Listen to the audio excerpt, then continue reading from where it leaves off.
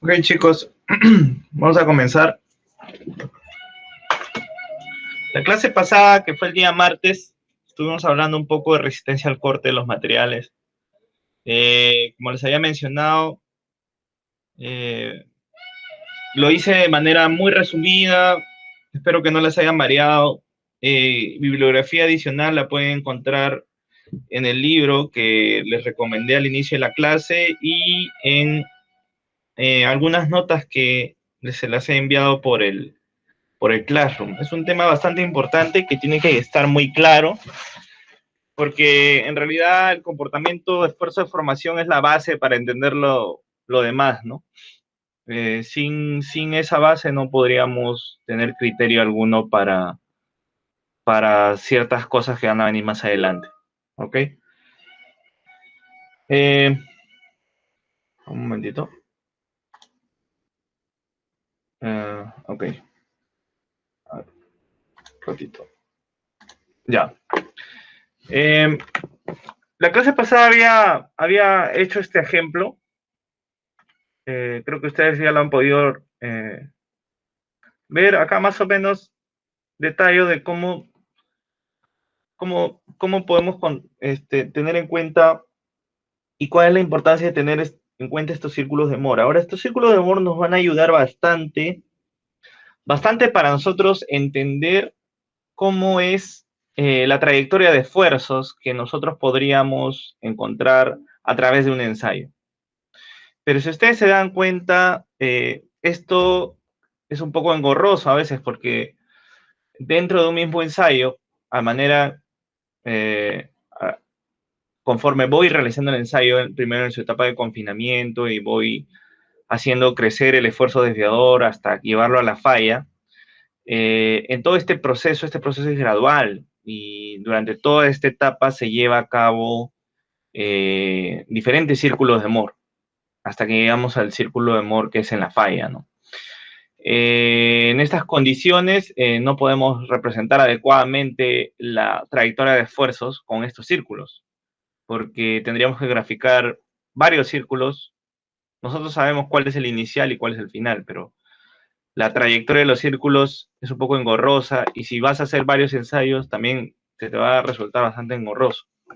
Es por eso que nacen estos diagramas, el diagrama PQ.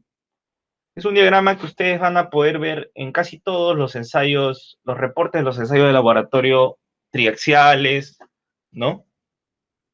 En donde podemos ver básicamente estos dos tipos, ¿no? Vamos a tener una gráfica en sigma tau y en PQ, ¿no? Entonces, ¿cuál es la relación entre estos dos tipos de gráficas, ¿no? Ahorita lo vamos a ver. Básicamente, el círculo de Moore se puede representar de una manera adecuada si es que nosotros conocemos este punto. ¿Ok? Si nosotros conocemos este punto, nosotros vamos a poder representar el círculo de moda de manera adecuada. ¿Por qué? Porque al conocer este punto, nosotros sabemos directamente cuál sería la ubicación del centroide, el centro del círculo, y de pasada también sabemos cuál es el radio, ¿no? Así que si nosotros conocemos este punto, vamos a poder saber básicamente la ubicación y el tamaño del círculo. Entonces, para conocer este punto nada más puede ser ubicado como la semisuma de los esfuerzos principales y la semidiferencia de los esfuerzos principales en el eje Y, ¿no? Entonces, si ya ustedes se van dando cuenta, en vez de que yo pueda representar ese círculo como un círculo, lo voy a representar como un punto, ¿no?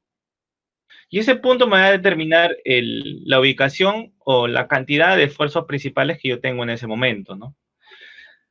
Entonces, si ustedes se dan cuenta en esta parte, a medida que yo voy incrementando el confinamiento, bueno, incrementando el esfuerzo desviador, porque el confinamiento va a ser el mismo para el ensayo triaxial, a medida que yo voy a incrementar el esfuerzo desviador, el sigma 1 se va a hacer más grande, más grande, más grande. Entonces, nosotros vamos a poder determinar qué ha pasado con la muestra, con una trayectoria de esfuerzo, ¿no? En este caso sería representada por una serie de puntos, ¿no? Y en realidad, como sabemos que ese estado es continuo, a medida que va creciendo sería una línea o un vector. ¿Ok? Que es el que ven ustedes aquí. ¿Ok? Entonces, esta forma de representar, esta forma de representar los esfuerzos a través del ensayo se realizan con los diagramas PQ. ¿Ok? Es muy fácil entender de qué se trata, solamente tenemos que tener un poquito de práctica a la hora de hacer esto. Los ángulos en los que estamos trabajando significan bastante, ya van a significar mucho con respecto a la relación de sigma 3, sigma 1. ¿Ok? Entonces, si yo les digo que está en una zona de confinamiento, ahorita estamos en confinamiento en la muestra, ¿en dónde estaría ubicado el círculo? ¿En dónde estaría ubicado el círculo en el diagrama PQ? Ojo que P es sigma 1 más sigma 3 sobre 2. Y Q es sigma 1 menos sigma 3 sobre 2. ¿Ok? ¿En dónde estaría si yo solamente tengo sigma 3? O sea, tengo un confinamiento nada más. Si se dan cuenta, si yo solamente tengo sigma 3 en todas las direcciones, en este caso el sigma 1 es igual al sigma 3. Y si el sigma 1 es igual al sigma 3, yo tendría que esto es 0, entonces estaría ubicado en el eje de las P, ¿verdad? Estaría ubicado en el eje P. ¿Y en qué parte? Sería básicamente sigma 1 es igual a sigma 3, y acá sería sigma 3, ¿no? Estaría ubicado en el sigma 3. Entonces, estaría ubicado en este punto, en el origen, por así decirlo, ¿no? ¿Ya? Entonces, ahorita vamos a ver un poco sobre este tema. Al inicio nosotros tenemos una carga hidrostática que es igual en todas las direcciones, ¿no? Y a medida que vamos incrementando la carga se va haciendo diferente y va apareciendo este sigma 1, ¿no? Nosotros podemos ver en la parte derecha, tenemos varios tipos de distribuciones, ¿no? Si por ejemplo el sigma 3, el diferencial de sigma 3 es igual al diferencial de sigma 1, vamos a tener que la trayectoria de esfuerzos hace esto. Si ustedes quieren comprobarlo, solamente reemplacen sigma 1 por delta sigma 1 y sigma 3 por delta sigma 3. En este caso, delta sigma 1 es igual a delta sigma 3. Se van a dar cuenta que a medida que ustedes van creciendo, van a ir creciendo por el eje P, que es este caso. Igual vamos a tener otro tipo de comportamiento, otro ángulo, si nosotros tenemos un diferencial de sigma 3 que es igual a la mitad del diferencial de sigma 1, ¿no? Y si tenemos que el diferencial de sigma 3 es igual a 0 y el diferencial de sigma 1 se incrementa, que es el caso del ensayo triaxial, nosotros vamos a darnos cuenta que en todos los casos, para el ensayo triaxial, nosotros vamos a tener que esto va a formar un ángulo de 45 grados. ¿Ya? Estamos diciendo que el sigma 3 no se va a incrementar, que es lo que está pasando en el ensayo triaxial, ¿no? Entonces, ustedes se dan cuenta que acá en ese tipo de gráfica nosotros podemos graficar cualquier tipo de distribución, no solamente el comportamiento de un ensayo triaxial, sino el comportamiento ante diversas circunstancias, ¿ok? Que en realidad nos va a servir para todo tipo de escenarios, ¿ok? ¿Qué pasa si tenemos una compresión no hidrostática? O sea, quiere decir que inicialmente el sigma 3 no es igual al sigma 1, ¿ok? Entonces, esa es una compresión no hidrostática. Es el estado inicial, ¿no? Que probablemente podríamos tener en la naturaleza, porque sabemos que nosotros simulamos primero una condición hidrostática para llevar ese comportamiento a un ensayo triaxial, pero muchas veces esto no es así, ¿no? Y si esto no es así, ya no estaríamos partiendo sobre la base que el punto inicial de esta trayectoria de esfuerzos está en P, estaría en el espacio PQ, el punto inicial, ¿no? Y a partir de ahí, nosotros podríamos llevar esta muestra, de repente que está en un estado inicial, en este punto, con el muestreo, podríamos llevarlo a un estado hidrostático. Y a partir de ahí, realizar el ensayo, ¿ok? Entonces, hay algo que ustedes tienen que saber, que existe una relación entre el sigma 3, bueno, en este caso es el sigma H y el sigma B, que es el K. El K generalmente cuando en una condición especial lo tenemos en una condición estática o reposo, no está actuando ninguna fuerzas activas, ¿no? Tenemos que el K es igual al K sub 0, que en este caso viene determinado por la ecuación de Jackie, ¿ya? Y la ecuación de Jackie, pues ustedes conocen que es 1 menos seno de phi, el K. ¿Okay? Generalmente el K se puede obtener con esa correlación. ¿Ok? Entonces acá hay algunas relaciones que he puesto, una relación entre el K y el ángulo beta, que en este caso es el ángulo que hace la trayectoria de esfuerzos con el eje X o con el eje de las P, ¿no? Y si ustedes se dan cuenta, en este caso, cuando tenemos un incremento del sigma 1, si es que el sigma 1 es mayor al sigma 3, bueno, vamos a tener una compresión, básicamente. ¿Ok? La muestra se va a comprimir y mientras se comprime va a ir en esta parte, en este cuadrante de este sistema. ¿Ok? Si tenemos un ensayo que es de extensión, bueno, lo vamos a encontrar abajo, ¿no? En realidad, esto se puede hacer no solamente para seguir la trayectoria de esfuerzos de los ensayos triaxiales, sino que todo tipo de ensayos. Acá tenemos una imagen muy particular de cómo estamos nosotros trabajando las muestras, porque si ustedes se dan cuenta, nosotros la encontramos en campo.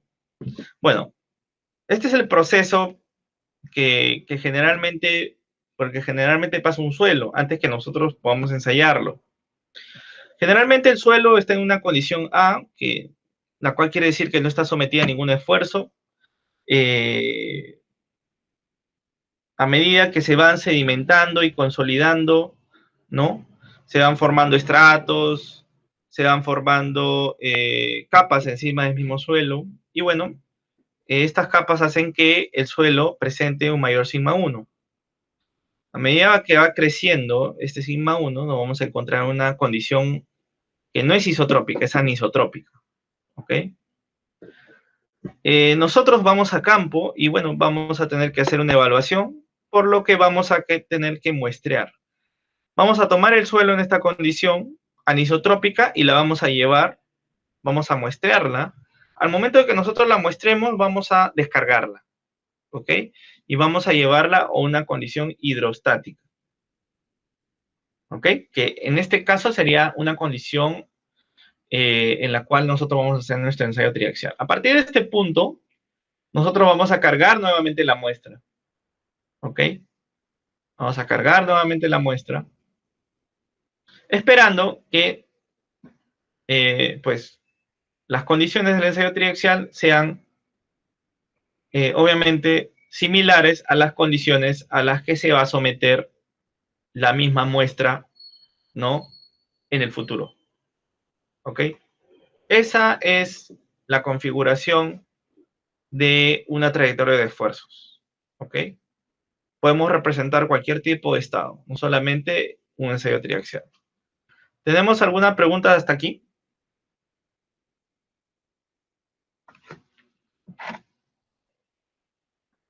Ok. Pueden escribir por el chat si gustan.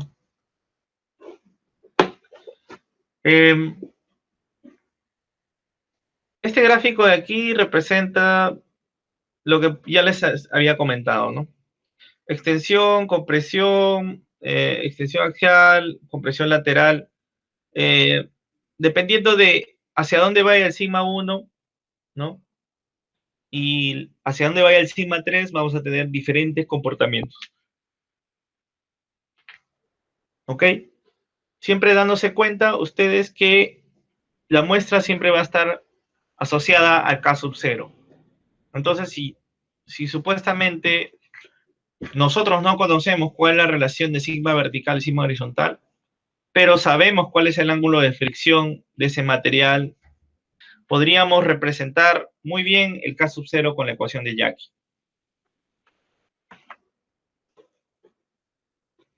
¿Ok?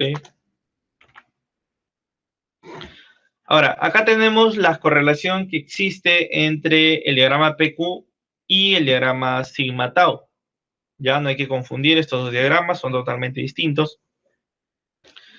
En uno de estos no necesitamos realizar un círculo y en el otro sí.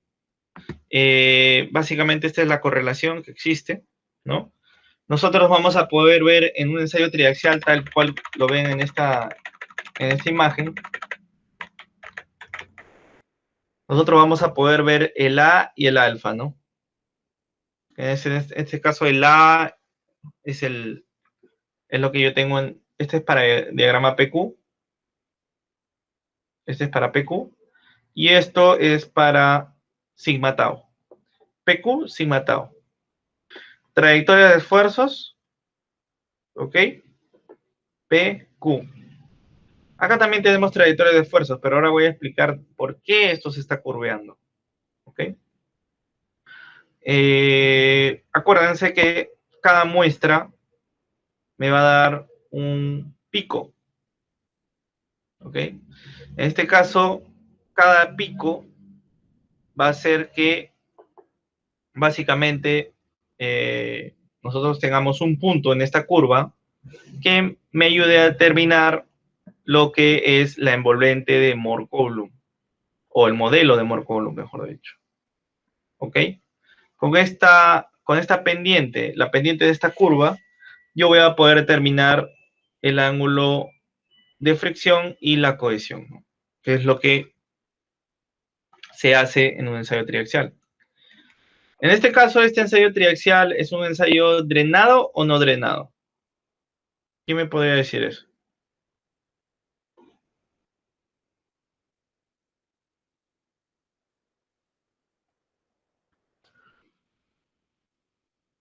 ¿Ese ensayo es un ensayo drenado o no drenado? ¿Es un CU, un CD o un U? ¿Qué dicen ustedes, chicos?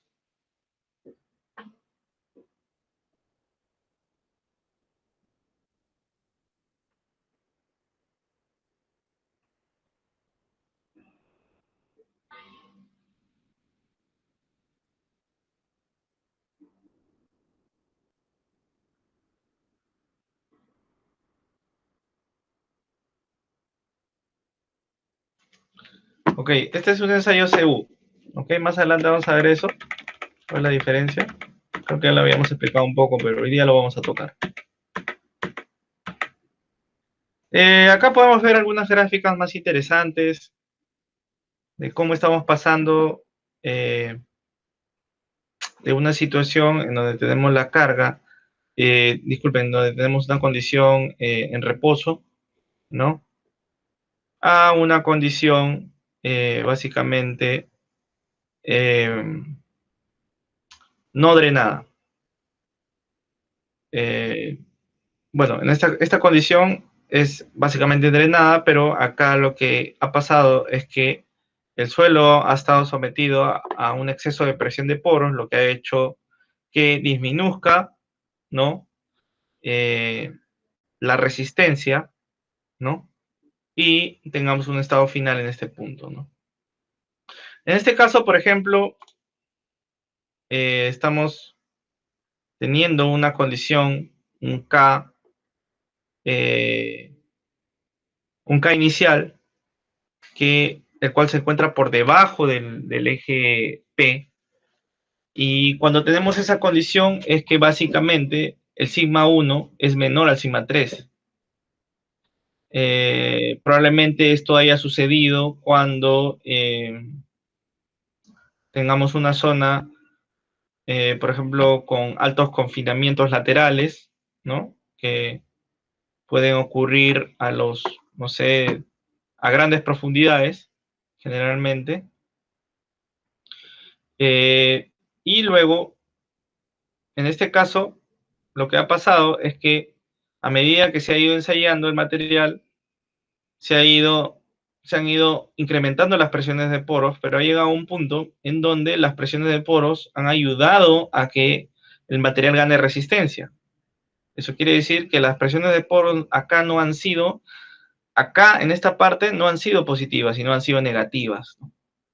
Y en este caso, cuando nosotros tenemos presiones negativas, a esto se le suele llamar succión, ¿no? Eso es lo que podríamos tener cuando desarrollamos un ensayo triaxial en una muestra sobreconsolidada. Esto es lo que vamos a tener en una muestra normalmente consolidada. En una muestra normalmente consolidada vamos a tener que, a medida que se va desarrollando el ensayo, vamos a tener un incremento de las presiones de poros y eso va a hacer que efectivamente disminuya la resistencia, disminuya los esfuerzos y, bueno, tengamos un resultado, ¿no?, de este tipo, ¿no? En cambio, en este caso, nosotros vamos a tener que en algún punto del ensayo, las presiones de poros, bueno, van a ir siendo positivas y luego van a ir siendo negativas, ¿no?, al final del ensayo, ¿no? Esto generalmente ocurre en ensayos en suelos sobreconsolidados, suelos densos. Esto generalmente ocurre en arcillas normalmente consolidadas o arenas sueltas, ¿ok? Ustedes van a tener esos dos casos. Generalmente el caso que van a tener es que ustedes van a muestrear un suelo y de repente todo va a depender en qué densidad se encuentre, ¿no? Si es una densidad bastante alta, como por ejemplo, eh, ustedes van a hacer que van a construir parte del core de una presa y van a hacer ensayos Proctor en el core, van a llevar el material de core a ponerlo, construirlo y, bueno, van a compactarlo. Pero para hacer el ensayo tiene que estar en esas mismas condiciones. Es por eso que van a hacer un Proctor al material. Una vez que ustedes hagan el Proctor, ustedes se van a dar cuenta que el material va a tener este comportamiento, ¿no? Claro que va a partir del sigma 3, ¿no? Bueno, del eje de las P, ¿no? ¿Ok? Esto generalmente lo que me dice es qué tipo de comportamientos, a qué tipo de comportamientos se está asociando, ¿no? Esto, ¿no? Estos tipos de gráficas. ¿Ok? Entonces acá vamos a hacer un pequeño ejercicio. Bastante básico, les sugiero que ustedes lo hagan. Ahí les voy a dar unos 5 minutos para ver si es que lo pueden realizar. Siempre es bueno que ustedes lo intenten hacer. Les voy a dar unos 5 minutos para que lo lean, unos 10 minutos para que lo lean y lo realicen. Es bastante práctico.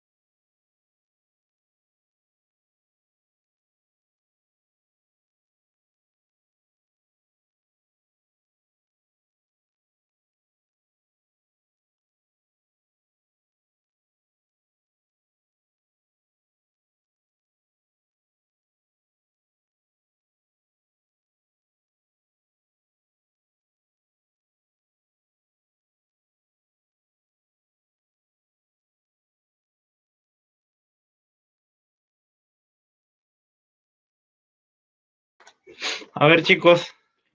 Creo que sí lo han podido hacer, está bastante fácil.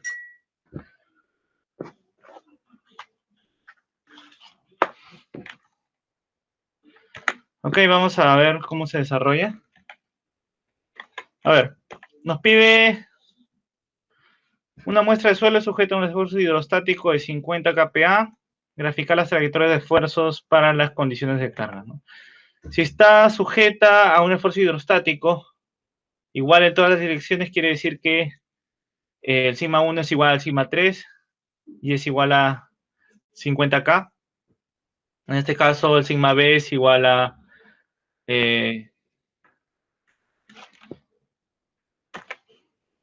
ya. Primero está ubicado, pues, el primer punto sería este, ¿no? El que está en una condición hidrostática, que sería igual al sigma 3. Luego la siguiente pregunta es, a medida que el sigma 3 se mantiene constante, o sigma h, ¿no? Y el sigma b se incrementa 100K, ¿ya? Si se incrementa 100K, nosotros vamos a tener esto, que es 150, ¿no? El sigma b, entonces el p es la semisuma y el q es la semidiferencia, ¿no? Entonces estaría ubicado aquí, ¿no? Entonces ha hecho toda esta trayectoria, ¿no? Y a medida que nosotros vamos resolviendo esto, vamos a tener varias trayectorias. Esto está descrito acá para que lo puedan ver, ¿no? Esto es solamente para demostrarles que sí puede existir cualquier tipo de trayectoria, ¿no? Y esto se puede dar, ¿ya? Pero para el ensayo triaxial, lo que vamos a tener generalmente, o bueno, en todos los casos, va a ser esta condición. Y en esta condición el ángulo es 45 grados, ¿ok? ¿Ok? Entonces, eso es básicamente el tema de trayectorias de esfuerzos. No creo que les sea muy difícil entenderlo. Vamos a pasar al otro tema, que es el ensayo triaxial. Vamos a hablar un poco del ensayo triaxial.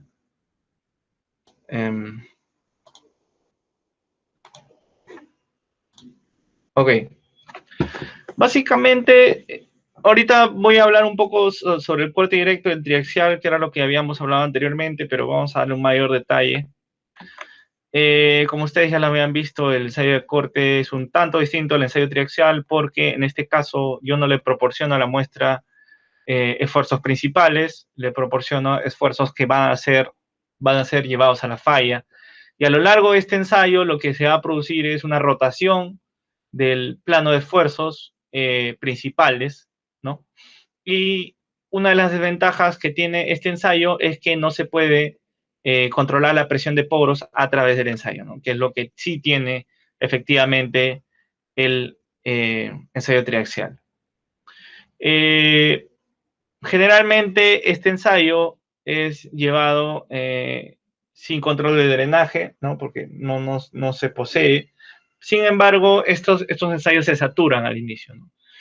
Y bueno, no tenemos una cierta manera de saber si está completamente saturado porque lo sumergen en agua, pero no les aplican presión.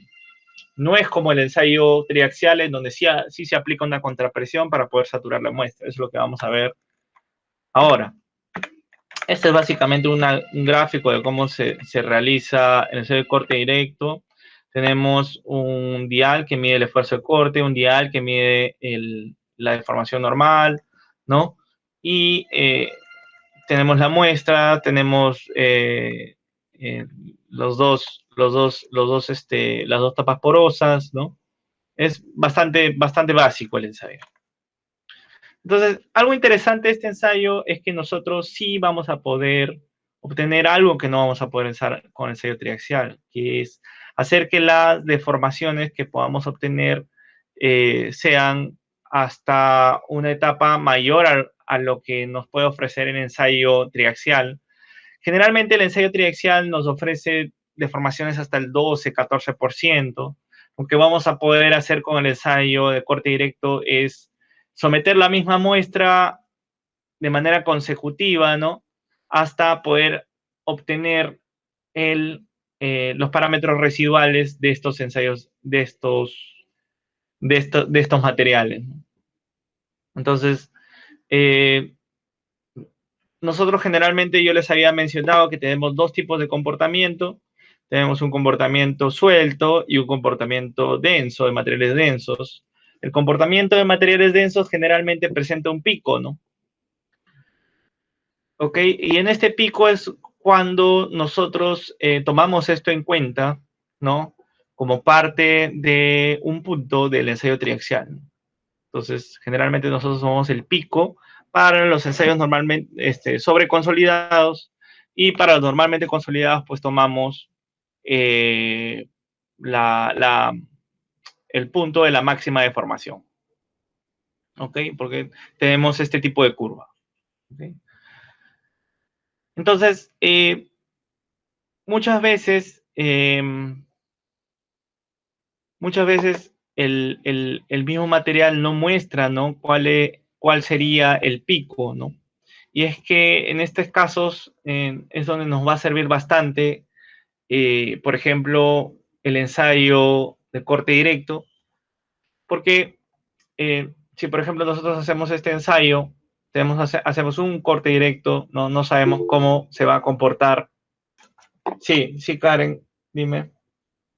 Disculpa una consulta. ¿Cómo yo determino si está consolidado o sobreconsolidado?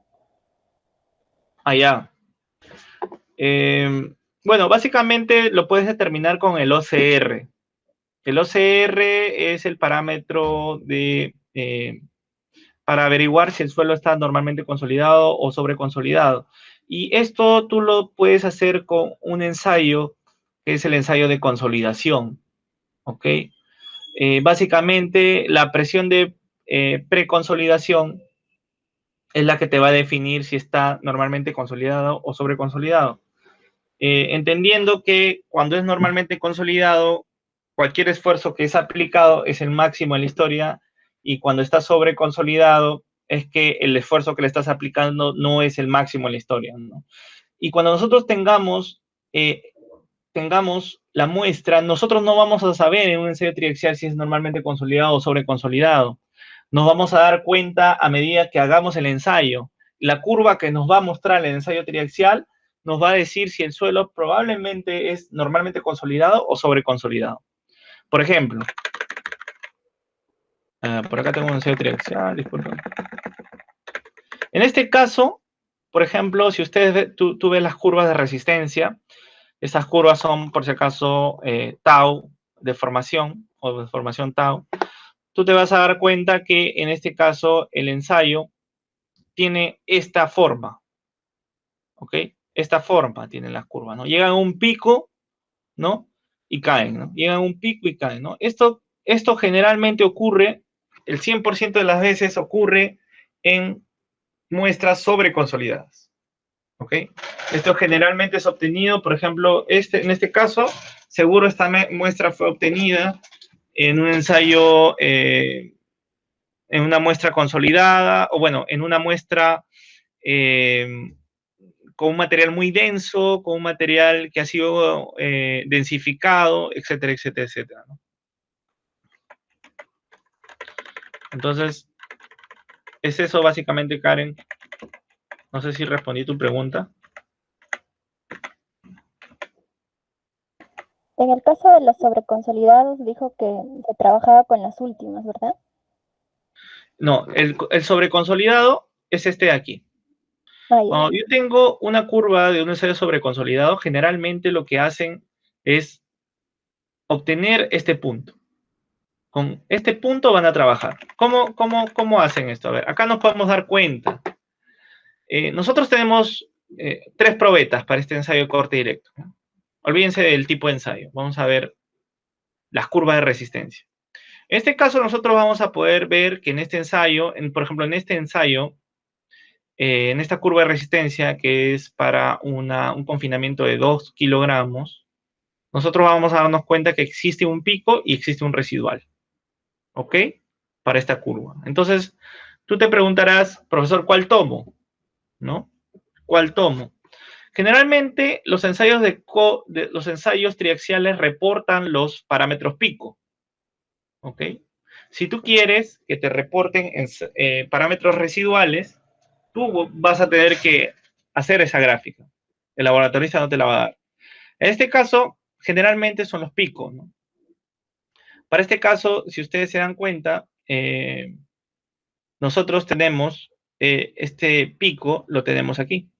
Más o menos estamos a 2, el esfuerzo normal es 2 y el esfuerzo de corte es 1.5 por ahí. 1.5 sería este de acá, ¿no? Este punto de acá es este punto de acá. Luego nos vamos acá. Esta curva que tenemos aquí es de 1 kilogramo, ¿ok? El máximo esfuerzo tangencial o esfuerzo de corte fue de 0.65 o 0.7, ¿no? Este pico lo vamos a representar en el plano sigma tau para poder obtener la cohesión de inflexión. En este caso, como es 1, este es 1, y el pico fue 0.65, más o menos va por acá, ¿no? Entonces, esta cohesión y esta fricción que vas a sacar con todos los picos va a ser básicamente los parámetros, ¿no? Los parámetros de resistencia pico, ¿ok? Si tú deseas obtener los parámetros de resistencia residuales, vas a tener que trabajar con todos los residuales, ¿no? Y vas a tener que hacer la gráfica y vas a obtener un ángulo de fricción y una cohesión residual. ¿Y en qué me va a servir esto? Esto me va a servir más adelante, cuando veamos algo más detallado en presas, se van a dar cuenta que yo voy a tener que trabajar en otro tipo, considerando que el material ha fallado o que ya ha alcanzado una gran cantidad de deformación. Y para yo poder representar que ha considerado una gran cantidad de deformación, voy a tener que trabajar con parámetros residuales. En este caso, sería más conveniente trabajar con estos de aquí, ¿no? Porque han tenido ya una deformación considerable comparadas a la deformación que nos ofrecen los parámetros pico, que en este caso es 3%. Para parámetros residuales, mayormente es 12, 14%, 10%, ¿no? ¿Ok? Ok. Entonces, por ejemplo, en este caso, en un ensayo triaxial, como ya les había mencionado, no se va a poder llegar a las deformaciones que uno va a poder necesitar para obtener, por ejemplo, un buen parámetro residual. Y es aquí cuando nos ayuda bastante el ensayo de corte directo, porque el ensayo de corte directo nos va a permitir hacer una y otra vez el ensayo sobre la misma muestra para poder seguir y seguir y seguir y tratar de obtener el residual, ¿no? En este caso sería, si por ejemplo acá no sabemos cuál fue el residual, vamos a tener que seguir haciendo ensayos, ¿no? En el Shearbox, y vamos a tener que ver hasta dónde se estabiliza, ¿no?, esta muestra. Obviamente que al hacer esto, varios ensayos consecutivos, nosotros vamos a tener que ya la muestra va a llegar a un estado residual cuando ya pues la deformación es 15%, 20%, no sé. Por ejemplo, en este caso, ¿no? ¿Ok? Generalmente, cuando nosotros tenemos un material que es denso o sobreconsolidado, nosotros vamos a tener que la primera etapa va a ser una compresión. Pero a medida que cambie la presión de poros, vamos a darnos cuenta que al final va a ser una expansión.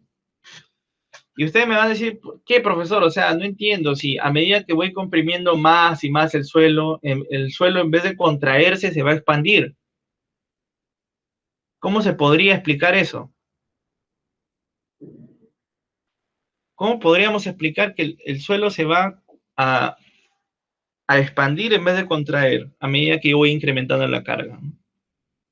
Esto se va a deber básicamente a que las presiones de poro desarrolladas van a cambiar, van a pasar a ser positivas a negativas, ¿no? Y esa succión va a hacer que incremente el volumen con una relación de vacíos igual a 0. Pero eso lo vamos a ver más adelante para no complicarles la vida. Ok. Este es un ejemplo del ensayo de corte directo del Smith. Está bastante claro. Tenemos 3 especímenes, ¿no? Tenemos diferentes esfuerzos de corte a medida que voy deformando el material. Recuerden que este tipo de ensayo es a deformación controlada. Eso quiere decir que voy obteniendo esfuerzos de corte a medida que voy haciendo la deformación. ¿Ok? Casi la mayoría de ensayos son a deformación controlada. ¿Ok? A medida que yo voy haciendo el ensayo, voy a darme cuenta que voy a tener parámetros pico, parámetros residuales, y con esto voy a poder, pues, obtener las gráficas del modelo de Moore-Coulomb. En este caso, tú como diseñador ya tendrías que tener el criterio de definir qué parámetros vas a utilizar, si van a ser pico o van a ser residuales. Y eso va a depender del problema que estés analizando. ¿Ok? En este caso, por ejemplo, tenemos el ensayo triaxial. El ensayo triaxial es básicamente una muestra de suelo que está en una cámara con una membrana impermeable, 2 piedras porosas, ¿no? Está sometida a una presión de confinamiento y luego se le aplica un esfuerzo desviador. Esto ya lo habíamos visto en la clase de ayer, bueno, del martes. Tenemos una presión de celda que simula un esfuerzo hidrostático y luego se le aplica un esfuerzo desviador, que es con lo que hacemos fallar la muestra. ¿Ok? Tenemos algunas condiciones que tenemos que tener en cuenta del ensayo triaxial, unas condiciones de drenaje. El ensayo triaxial posee 2 condiciones básicamente de drenaje. Hay una condición drenada y una condición no drenada. En la condición drenada, el cambio o el exceso de presión de poros se va a hacer de manera lenta respecto a la capacidad de drenaje del suelo. Va a ser tan lento el exceso de presión de poros o la disipación de la presión de poros va a ser tan lenta que no va a haber un exceso de presión de poros en el ensayo. Y eso va a hacer que no tengamos una respuesta a la presión de poros en el material, que es básicamente lo que necesitamos para hacer que el ensayo sea drenado. Nosotros vamos a lograr que el ensayo sea drenado con 2 condiciones. Inclusive si la muestra está saturada, nosotros podemos hacer que el ensayo sea drenado. Podemos aplicar la carga de manera tan lenta que no existe una disipación de la presión de poros, bueno, que se disipe la presión de poros lentamente y no exista un incremento o exceso de presión exceso de la presión de poros de manera súbita. Y eso va a hacer que el ensayo sea drenado. Pero ¿qué pasa si yo le aplico una carga tan rápida que va a hacer que no exista el tiempo suficiente para que se disipe con tranquilidad esta presión de poros de manera que el incremento sea muy fuerte? En esta condición, nosotros ya no vamos a estar en una condición drenada, sino vamos a pasar el problema a una condición no drenada. ¿Ok? Entonces, si ustedes se dan cuenta, la condición drenada va a representar correctamente condiciones que yo tenga en campo en donde o no tenga agua, o si tengo agua, el esfuerzo aplicado en el problema va a ser tan lento que va a permitir la disipación de la presión de poros a través del tiempo. ¿Ok? Eso puede darse. Por ejemplo, nosotros tenemos, no sé, un terraplén que va a ser construido, un terraplén de 10 metros que va a ser construido sobre una arcilla, un suelo que está compuesto básicamente por arcilla saturada, y que va a ser construido en 5 días, un terraplén de 10 metros. ¿Ustedes creen que se va a tener el tiempo suficiente, la arcilla va a tener el tiempo suficiente de disipar la presión de poros? ¿Qué dicen ustedes, chicos? Vamos a tener que construir un terraplén sobre una arcilla saturada y ese terraplén va a ser construido en un tiempo de 5 días con una altura de 10 metros. ¿Qué dicen ustedes?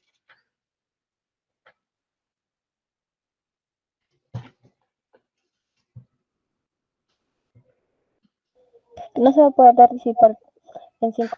No se va a poder disipar la presión de poros, vamos a tener un exceso de presión de poros, ¿no? Y bueno, eso va a hacer que ya no estemos en una condición drenada, sino en una condición no drenada. Ahora, yo les pongo el mismo caso. ¿Qué pasa si yo tengo este suelo, esta arcilla saturada, pero en vez de construir el terraplén, lo voy a construir por etapas? Lo voy a construir en 4 etapas, que va a durar 4 meses, y cada etapa va a ser de 2 metros. Bueno, de 2.5 metros. En este caso, es probable, ¿no? Es probable que la condición que yo tenga ya no sea no drenada, sea drenada. Entonces, en este caso, los parámetros que voy a utilizar en la arcilla van a ser drenados o no drenados.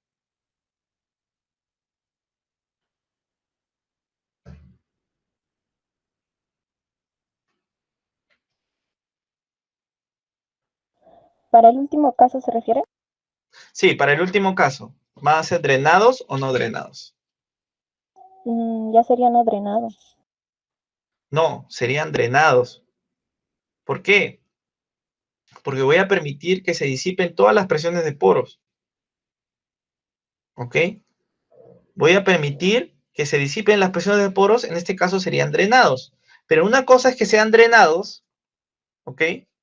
Una cosa es que sean drenados y todavía existe nivel freático en esa zona. Eso ya es algo totalmente distinto, porque podría afectarlos con el nivel freático, aún así siendo drenados. Eso es algo que vamos a ver más adelante durante el curso, pero solamente quiero que entiendan esta diferencia entre la condición drenada y no drenada. Una condición drenada se asocia a una velocidad de carga lenta y a un suelo con alta capacidad de drenaje. Por ejemplo, arena, una arena que está saturada inicialmente y bueno, yo le aplico una carga, pues la arena va a tener que disipar la presión de poros y la disipación va a ser más rápida, mucho más rápida que para una arcilla. ¿Por qué? Porque el mismo material tiene una permeabilidad distinta de uno con respecto al otro. En este caso, vamos a poder analizar este material en una condición drenada o, en otras palabras, una condición efectiva. Entonces, cuando nosotros hablamos de una condición efectiva, vamos a hablar de una condición drenada. Y en el otro caso, una condición drenada, ¿cuándo va a ocurrir? Cuando la velocidad de carga es bastante rápida y cuando los suelos cuando los suelos tengan una baja capacidad de drenaje. ¿Ok? En este caso, esta condición no drenada es una condición total. ¿Ok? Se le llama total. ¿Ok?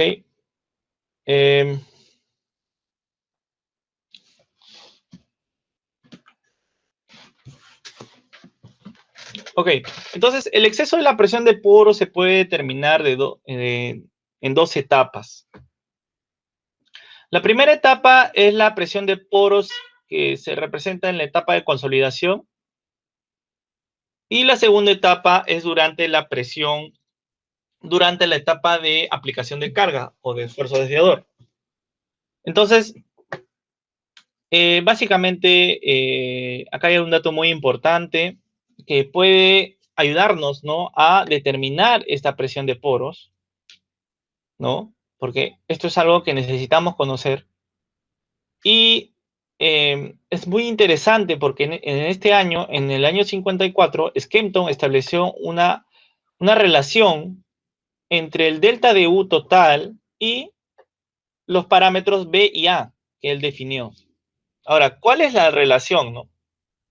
Básicamente, este delta de U es igual a B por el delta de sigma 3 más el A por la diferencia o por el esfuerzo desviador, ¿no? El parámetro B es un parámetro muy importante, porque si ustedes se dan cuenta, en la primera etapa del ensayo, Nosotros vamos a determinar si es que esta muestra está saturada o no está saturada. La vamos a determinar en la consolidación. ¿Cómo sabemos si un material está saturado? ¿Cómo sabemos si un material está saturado?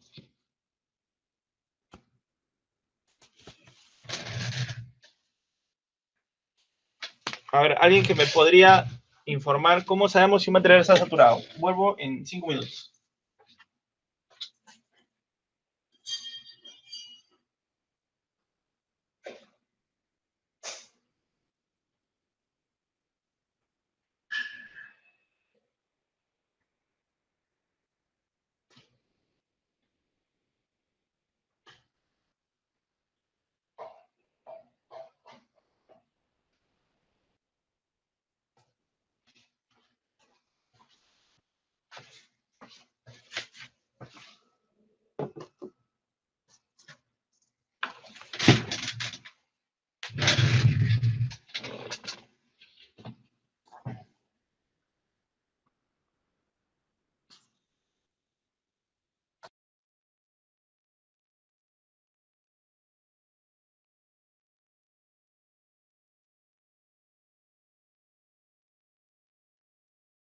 A ver, chicos, ¿cómo podría yo determinar si un material está saturado? ¿Ustedes se acuerdan de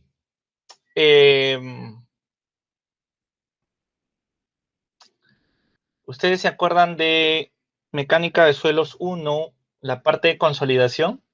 ¿Se acuerdan un poco del pistón y el resorte? ¿Qué es lo que simula el comportamiento del material en la consolidación? Es la simulación que hace Terzaghi para los materiales. Bueno, básicamente lo que nos dice esta simulación es que un suelo va a estar saturado cuando el exceso de presión de poros sea igual al exceso de carga. O sea, yo le aplico a un material una carga, en este caso es una carga de A, y al momento de yo medir la presión de poros en el material, la presión de poros va a tener un valor igual a la carga. ¿Por qué? Porque el material está saturado y el agua está tomando toda la carga que se le es impuesta al material. En ese momento, el material está saturado. Y eso es parte del ensayo triaxial, porque al inicio del ensayo triaxial, ustedes acuérdense siempre que nosotros hacemos ensayos en una condición saturada, ¿ok? No lo hacemos en una condición no saturada, porque estaríamos entrando a otro tipo de mecánica de suelos. Todas las condiciones que nosotros analizamos son saturadas,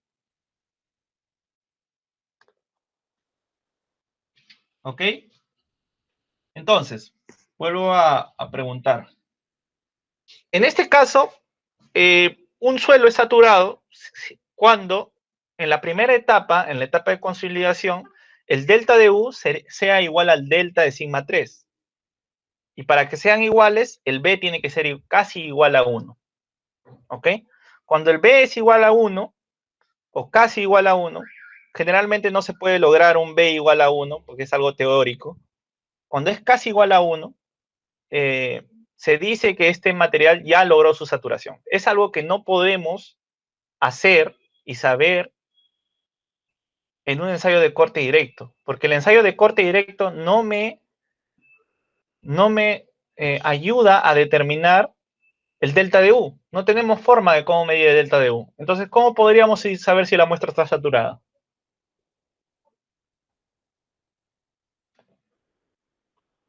Es por eso que se recomienda mucho, mucho, mucho hacer ensayos triaxiales en vez de hacer ensayos de corte directo. ¿Ok? Eso es algo muy importante. El ensayo de corte directo en el futuro va a quedar un poco desplazado. Bueno, ya está quedando desplazado bastante, porque están existiendo ensayos in situ que me van a representar mejor. Y bueno, los ensayos triaxiales a la larga también van a quedar relegados, porque van a estar dando paso a los ensayos in situ, ¿no? Con otras tecnologías mayormente, ¿no? Por ahí les voy a pasar un paper sobre el futuro de los ensayos de laboratorio en el aspecto geotécnico, ¿ya? ¿Ok? Entonces, esto es algo que necesitan ustedes saber y que finalmente el delta de U va a estar solamente en función al parámetro A. ¿Ok? Este parámetro A nosotros vamos a poder determinarlo con básicamente ensayos triaxiales. ¿Ok? Es algo que ustedes van a ver acá. Disculpen. Por acá tengo un ensayo triaxial para que ustedes puedan ver el B. Por ejemplo, el B.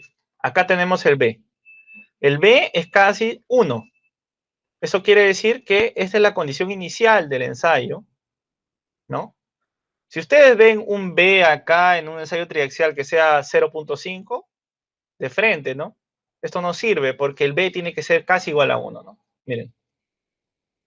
Esto generalmente ocurre, por ejemplo, en suelos con un drenaje bastante alto, ¿ya? ¿Por qué? Porque podemos saturar la muestra muy fácilmente. En cambio, en una arcilla, el ensayo CD, que es un ensayo drenado, es bien difícil de lograr.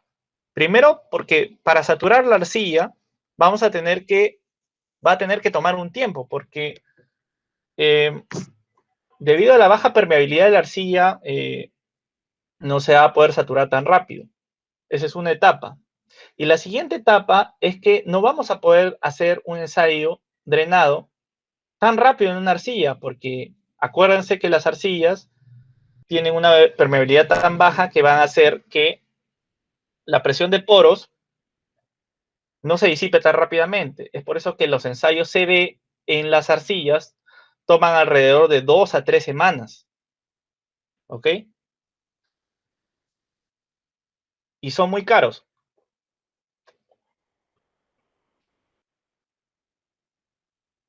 ¿Ok? Raúl, sí. Ingeniero, disculpe, y cuando se refiere al parámetro B que sea muy cercano a 1, ¿de qué rango se hablaría? Allá. Tengo unas tablas acá que son muy interesantes. Acá tú tienes el parámetro B. Por ejemplo, cercanos a 1, por ejemplo, en arcillas, normalmente consolidadas sí podemos llegar a esos valores. Pero ya en arcillas muy densas no vamos a poder llegar a un valor muy alto, ya por el mismo material que aparte de ser de baja permeabilidad está muy densificado y va a ser poco probable que nosotros lleguemos a una saturación a un B en laboratorio, porque esto, si para este material ha tomado 2 semanas, para una arcilla muy densa podría tomar meses. Y no vamos a esperar a hacer ese ensayo, ¿no?, después de meses. Es por eso que se suelen tomar estos valores como límites referenciales para poder hacer los ensayos triaxiales. ¿Okay? Dependiendo del tipo de material. Pero generalmente 0.98, 0.97 es un rango adecuado, ¿no? Si ya está debajo de 0.95 tendríamos que ver qué material es, ¿no? Y dependiendo del material podríamos decir, ok, sí, está bien, ¿no? Pero ya debajo de 0.90 yo creo que el laboratorio tendría que seguir saturando la muestra. Porque corremos un riesgo. El riesgo es que el material no esté saturado. Y si el material no está saturado, pues no estarían aplicando las ecuaciones, la ecuación básica de la mecánica del suelo, ¿no? Que es el sigma, el sigma efectivo es igual al sigma total menos la presión de poros. Ya no estaría aplicando esa ecuación. Estaríamos entrando a otro tipo de mecánica de suelos, que es la mecánica de suelos no saturados. ¿Ok? Esta es la siguiente lámina. Básicamente, esta es la etapa de saturación del ensayo triaxial. Esta etapa se debe hacer en todas las cargas, en todos los tipos de ensayos triaxiales, ¿no? Se satura la muestra aplicando contrapresión, que es algo que, si ustedes no han hecho, por ejemplo, un ensayo triaxial en su vida, no van a saber qué es la contrapresión. La contrapresión es una presión que nos va a ayudar que está dentro de la misma cámara y nos va a ayudar a saturar el espécimen. ¿Ok?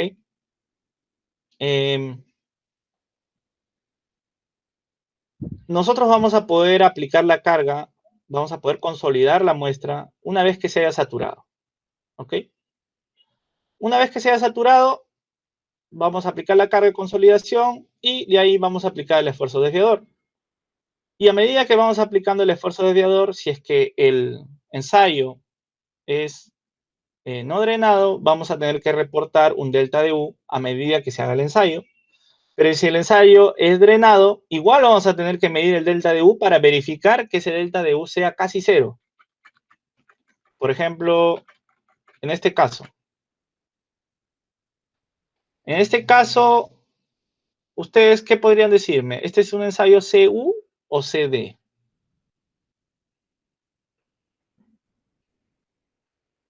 Fíjense aquí, ¿ah? Primero fíjense acá. ¿Qué es lo que dice acá? Presión de poros, ¿sí o no? Se ha generado una presión de poros a lo largo del ensayo. En este caso, el ensayo es un CU, ¿no? Porque si no, no tendríamos un exceso de presión de poros a lo largo del ensayo. ¿Ok? ¿Ok? ¿Hasta ahí estamos bien? Entonces, en un ensayo consolidado drenado, tenemos dos etapas. La primera etapa es la etapa de consolidación. Después de haber saturado la muestra, no tenemos un exceso de presión de poros. ¿Ok? Y durante la falla de la muestra tampoco tenemos un exceso de presión de poros. Eso quiere decir que la muestra ha fallado solamente por la aplicación de la carga, no por la generación de la presión de poros. Aún así, la muestra se encuentre saturada. ¿Ok? En esta etapa y en todas las etapas de los ensayos triaxiales, las muestras siempre son saturadas. Ojo, eso tienen que tenerlo mucho en cuenta, porque a veces se les pregunta, en un ensayo consolidado drenado, ¿la muestra se encuentra 100% saturada? Dicen no. Y confunden eso con el exceso de presión de poros. ¿Ok? Eso es algo que es clásico, ¿no? Que se puedan confundir, ¿no? Porque relacionan presiones de poros con agua. Y, bueno, no es el caso. ¿Ok? Las presiones de poros es la respuesta que tiene el agua en el suelo ante un incremento de carga y ante algunas cosas que, por ejemplo, no permitan disipar esa presión de poros, es por eso que se incrementan. Como, por ejemplo, ante un sismo. En una condición sísmica, nosotros vamos a tener una condición drenada o no drenada. ¿Ustedes qué dicen, chicos?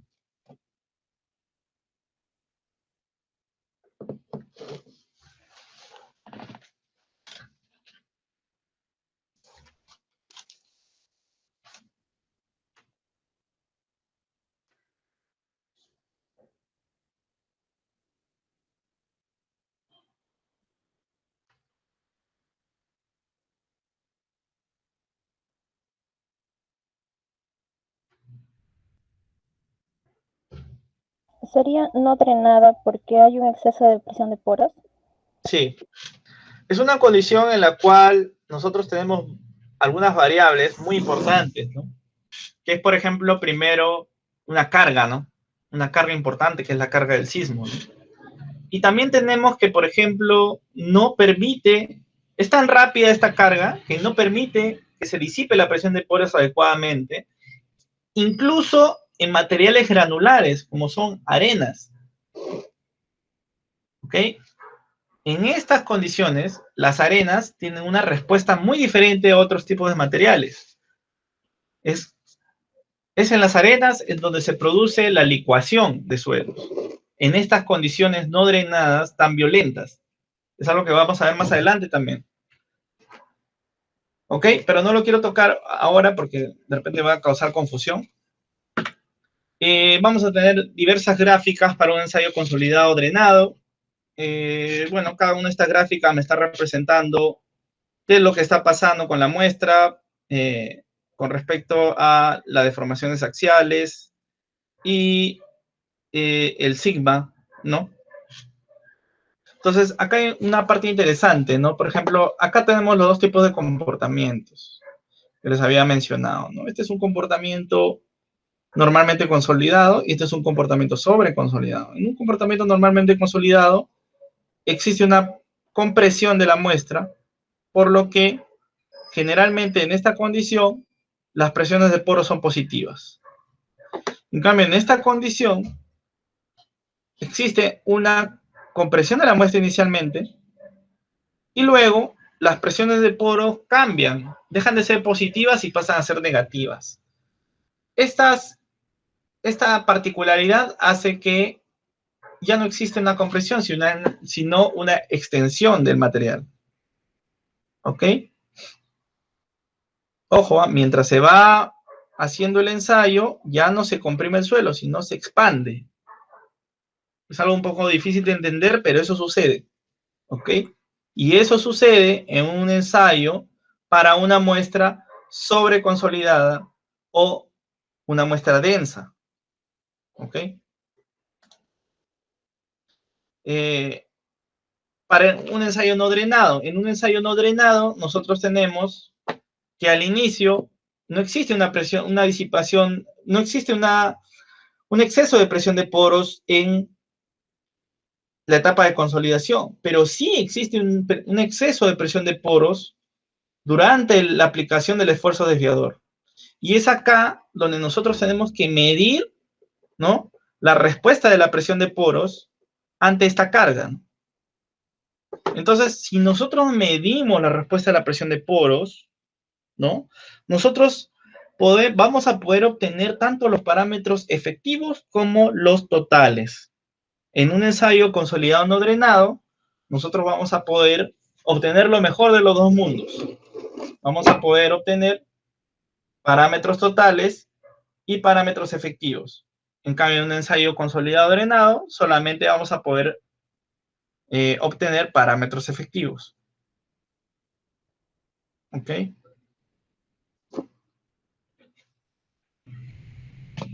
Pero en el ensayo consolidado no drenado, la respuesta de los parámetros efectivos va a ser calculada por nosotros, porque nosotros tenemos instrumentos dentro del mismo ensayo que que nos van a dar los valores de los excesos de las presiones de poros a lo largo del ensayo. Entonces, vamos a poder obtener indirectamente las condiciones efectivas del material. Ahora, esto es algo totalmente distinto. Por ejemplo, en un ensayo no consolidado, no drenado, ¿qué es lo que pasa acá? Va a haber un exceso de presión de poros tanto en la consolidación como en la aplicación del esfuerzo desviador. En las dos etapas vamos a tener un exceso de presión de poros. Este exceso de presión de poros en ambas etapas va a hacer que el ensayo se desarrolle de una manera violenta y muy rápida.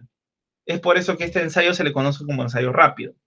Y en este ensayo particularmente, se tiene que, sin importar el nivel de confinamiento que sea aplicado a la muestra, vamos a poder obtener los mismos círculos de Mohr. Los mismos círculos de Mohr se van a desarrollar sin importar el confinamiento de la muestra. ¿Ok? Y en este caso particularmente, la muestra va a estar asociada, o bueno, la resistencia del material va a estar asociada no al ángulo de fricción, porque el ángulo de fricción no se va a desarrollar aquí, sino a una cohesión, que en este caso es igual a la semidiferencia de los esfuerzos principales. ¿Ok? Esa cohesión, en este ensayo no consolidado, no drenado, se le llama como cohesión no drenada. ¿Ok? Este es el famoso CU que tenemos para los ensayos no consolidados, no drenados. ¿Ok? ¿En qué tipo de materiales vamos a tener esta respuesta? ¿Cuándo un material no se consolida y tampoco no drena? ¿En qué tipo de materiales ustedes podrían decir que puede existir esto de acá? ¿Bajo qué circunstancias? Podrían decirme ustedes que no, este material no se consolidó y no drenó. a medida que se le aplicó la carga.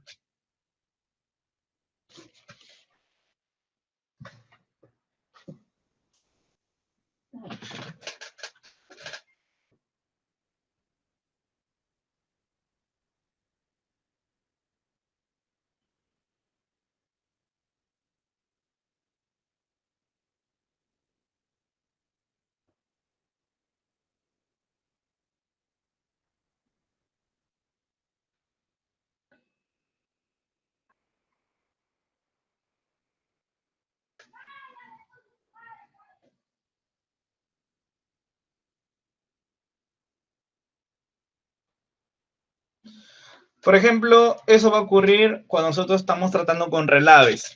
Los relaves son materiales que no han sido consolidados y no han permitido drenaje, ¿no?, durante la aplicación de la posible carga que se aplique en el relave, ¿no? Porque el mismo material es un material de baja permeabilidad que no va a permitir drenaje, ¿no? Existen otras condiciones para diferentes materiales, pero vamos a tener que nosotros analizarlas en las condiciones en que apliquen, ¿no? Entonces, hay algo también que les quería mencionar sobre conceptos de contractancia y dilatancia. Básicamente, la contractancia y dilatancia tienen mucho que ver con el incremento o reducción de volúmenes y la configuración de estos en estados sueltos y estados densos.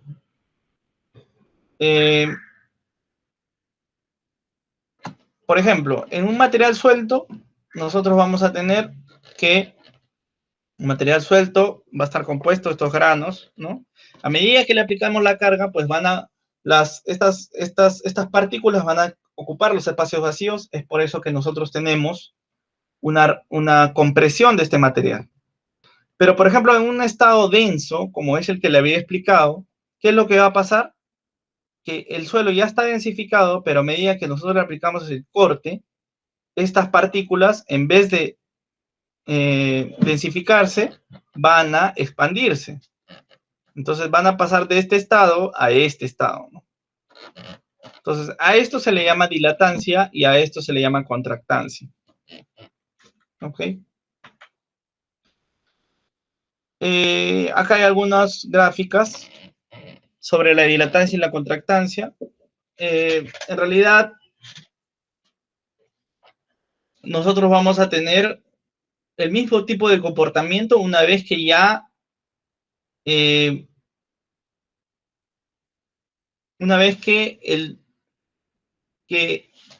el suelo ya no se encuentre sujeto a condiciones previas o preliminares. Por ejemplo, si mi suelo está normalmente consolidado o sobreconsolidado, voy a tener dos comportamientos, pero si ustedes se dan cuenta, me digo que siga haciendo el ensayo, voy a tener que el suelo ya va a ser independiente de estas condiciones iniciales.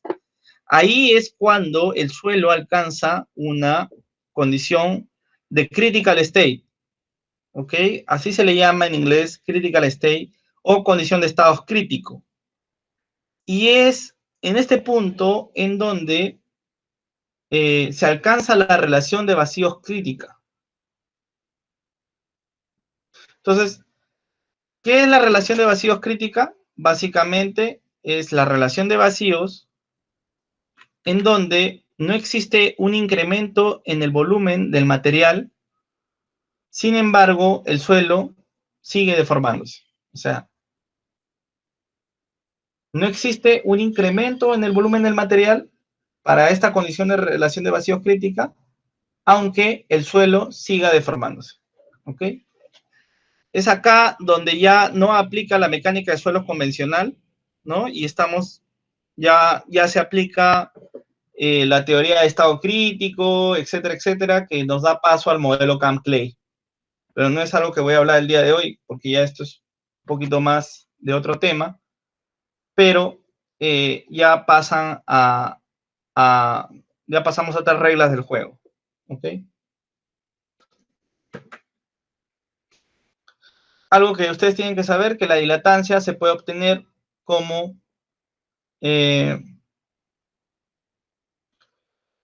básicamente una condición pico el ángulo de fricción de una condición pico menos el ángulo de fricción de una condición residual igual a 0.5 el valor de la dilatancia. Pero esto solamente funciona para problemas axisimétricos. En cambio, para otros tipos de problemas, ya la dilatancia va a estar en función, ustedes la pueden obtener en función a la deformación volumétrica y la deformación axial. ¿Ok?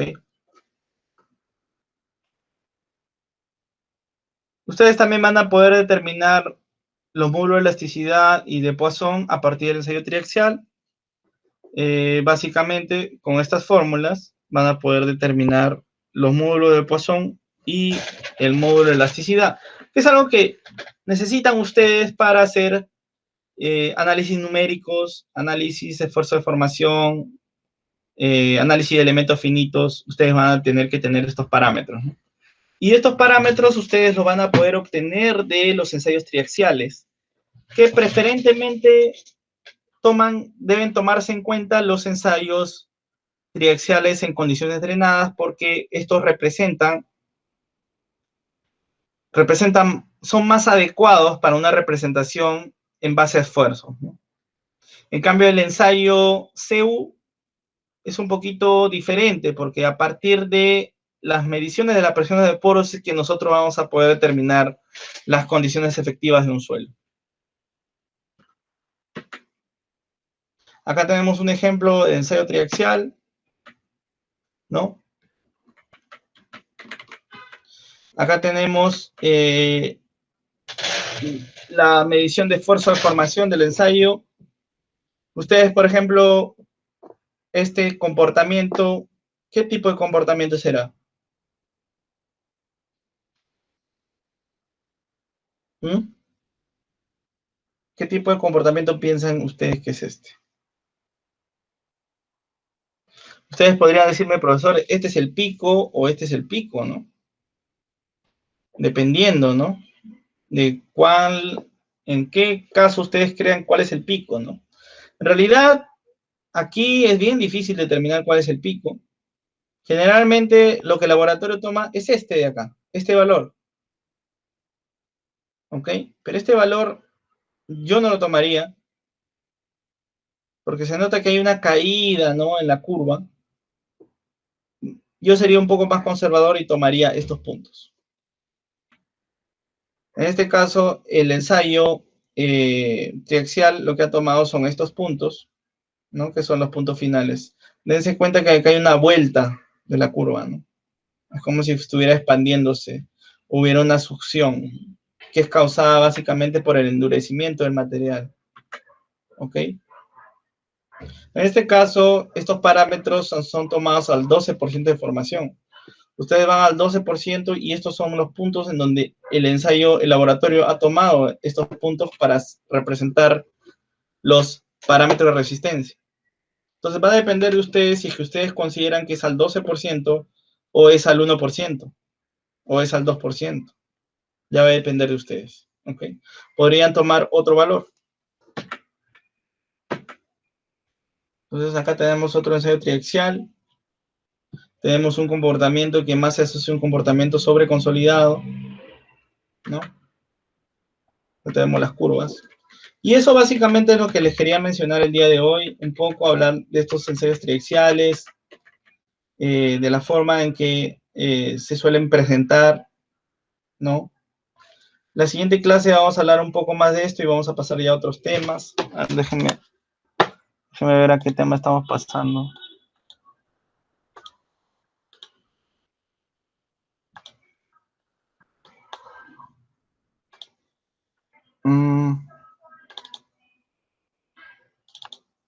Ya, la siguiente clase ya vamos a entrar al tema de análisis de estabilidad y deformaciones.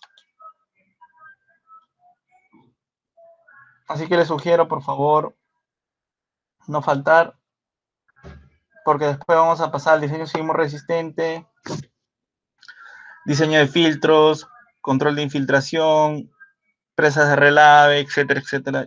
Ya viene más la parte aplicativa, ¿no?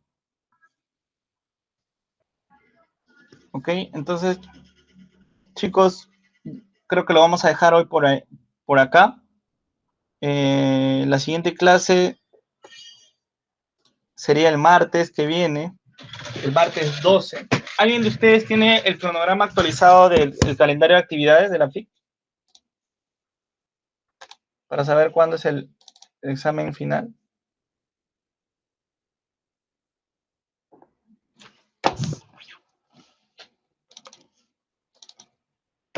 Acá tengo uno. Dice, exámenes finales es en febrero. Sí, bueno, igual vamos a hacer clase porque creo que por acá hay algunos feriados, no sé, no me quiero arriesgar. Así que la siguiente semana hay clase el martes y el viernes también.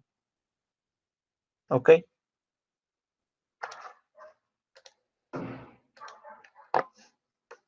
Profesor, disculpe una pregunta. Para poder nosotros determinar ese porcentaje de formación, ¿hay algún criterio? ¿Algún criterio que tú digas, ok, a qué porcentaje de formación voy a tomar los parámetros? Sí, a eso me refiero. Ya, mira, generalmente los materiales en los que nosotros trabajamos, es que generalmente lo que tienes que tener en cuenta es a qué porcentaje de formación, en qué rango tú vas a trabajar en campo. Si tú decides trabajar, por ejemplo, hasta el 12% de formación, que es un rango en el que los suelos suelen trabajar en campo en esas condiciones, pues deberías tomar al 12%. Pero si, por ejemplo, tú tienes un suelo que ya tiene un pasado, ya ha fallado, y sobre ese material tú estás construyendo, por ejemplo, una zona de falla, etcétera, entonces tú ya deberías tener en cuenta que esa deformación del material ya ha pasado por diversas circunstancias y bueno, ya debería ser mayor al 12%. En realidad, esto se estima a criterio. No te podría decir, pero lo que te podría decir es que hay ciertas circunstancias en donde sí, efectivamente, por ejemplo, si nosotros tenemos, por ejemplo, en un talud se formó una grieta.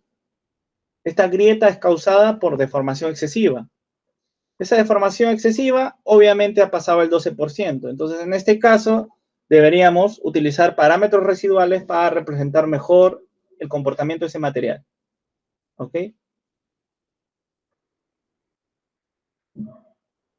La mayoría de los ensayos llevan al 12%. ¿Eso está dentro de la normativa, está estipulado ese valor? La verdad es que no estipula que deban hacer al 12%. Como te digo, eso va a depender del diseñador. Si tú crees mira, por ejemplo, acá tengo otro ensayo. Mira. Por ejemplo, en este caso, yo tengo que el 12% es diferente al 4% de formación. ¿Verdad?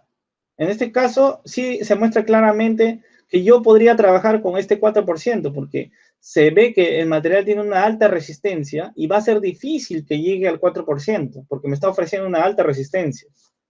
Pero ¿qué pasa si, por ejemplo, no sé, tengo que el material, soy bastante conservador y digo, no, el material va a superar esto de acá, entonces voy a necesitar trabajar con esta deformación.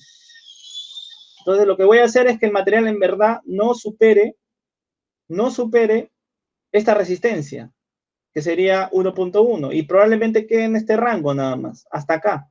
Y en caso sobrepase, ya tengo una resistencia que es básicamente que es ofrecida por el mismo material, pero que yo no lo he considerado, que es esta parte, y si en caso sobrepase eso de ahí, voy a llegar a que la resistencia última va a ser la última que le he dado yo. ¿Me entiendes? Esto es bastante conservador. Si tú le estás dando esta resistencia al material, entonces tú estás diciendo, ok, yo me la voy a jugar y yo sé que los factores de seguridad que estoy considerando van a ser lo suficientemente conservadores como para que yo mantener al suelo en este rango de deformación. No voy a hacer que el suelo se deforme más porque no me conviene.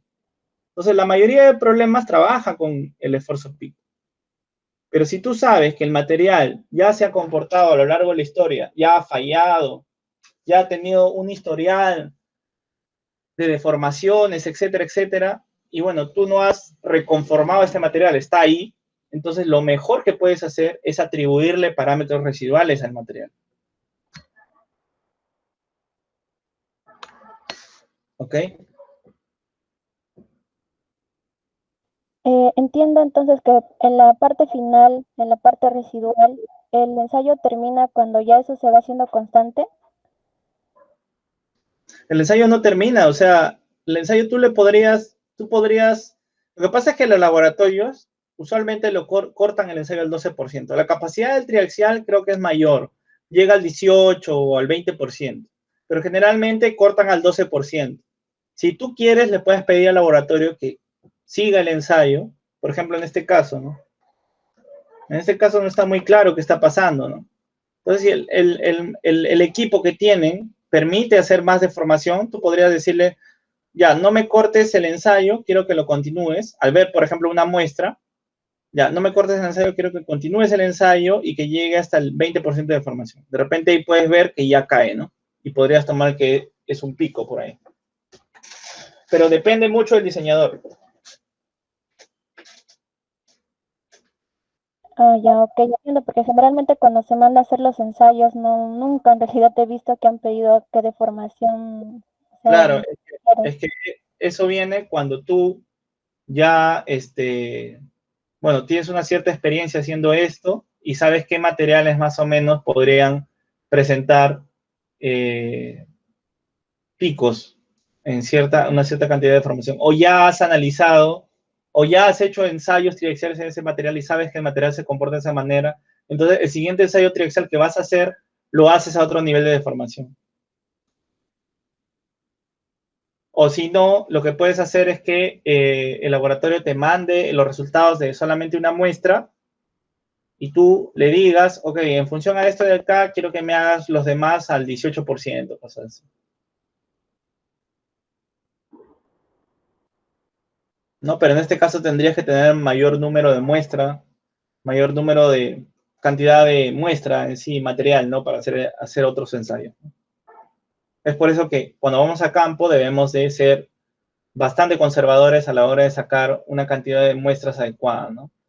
Y eso es muy importante considerar porque muchas veces nosotros pensamos que hemos sacado como, no sé, sacas 3 sacos, pero en realidad lo que ensaya el material, el ensayo triaxial es la matriz.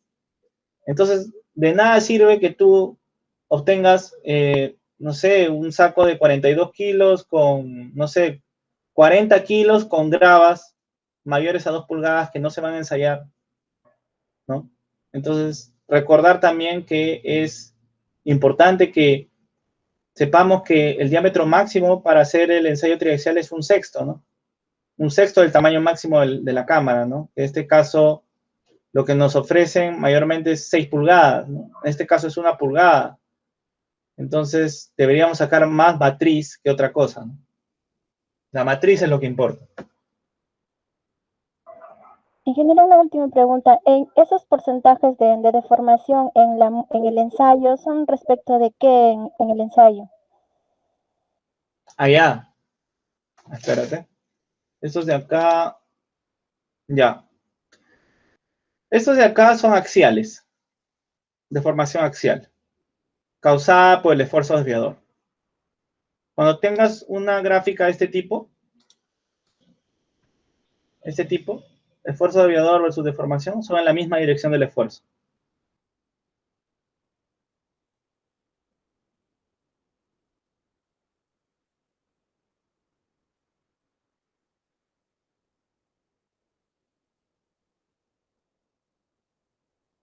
¿Ok?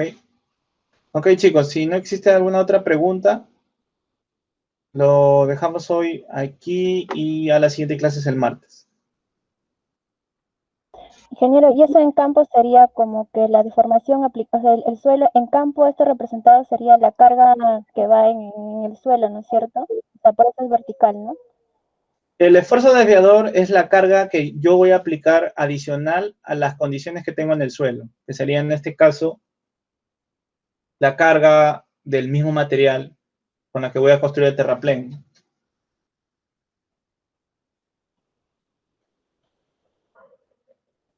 Ya, ingeniero, ya está, que me quedó más claro, gracias. ¿Ok? Ya, listo, chicos. Entonces, estamos conversando. Cuídense, buen fin de semana.